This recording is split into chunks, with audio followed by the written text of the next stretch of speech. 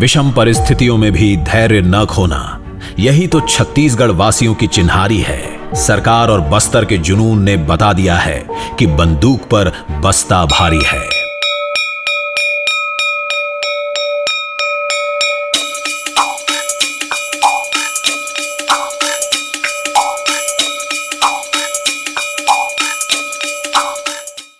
बम, बारूद और विध्वंस।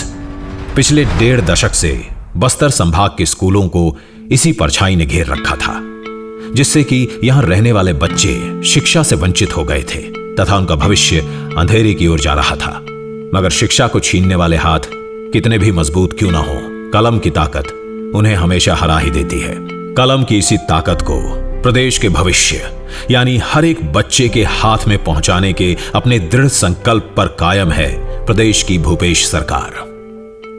दशकों पहले नक्सली आतंक की वजह से छत्तीसगढ़ के नक्सल प्रभावित इलाकों में 400 से अधिक स्कूल विभिन्न कारणों से बंद हो गए थे। बस्तर में जब नक्सलवाद चरम पर था, तब इन स्कूलों को निशाना बनाकर विस्फोटकों से नष्ट कर दिया गया था ताकि नई पीढ़ी पढ़ लिख ना पाए। आज उन्हीं स्कूलों के कमरों में छत्तीसगढ़ सरकार फिर से ज्ञान का उजियारा फैला रही है।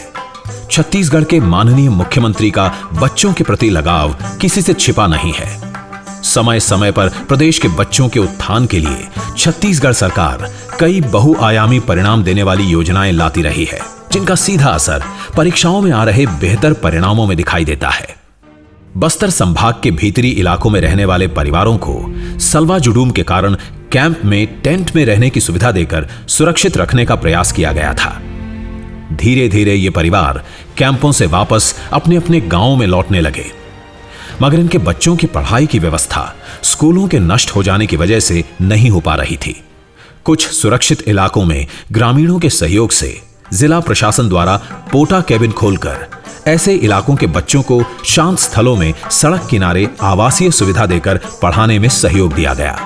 समुदाय के सहयोग से स्थानीय स्तर पर कच्ची सामग्री से स्कूल भवन निर्मित किए गए या उपलब्ध करवाए गए तथा स्थानीय युवाओं को शिक्षा दूत के रूप में बच्चों को सिखाने में सहयोग देने की जिम्मेदारी भी प्रदान की गई।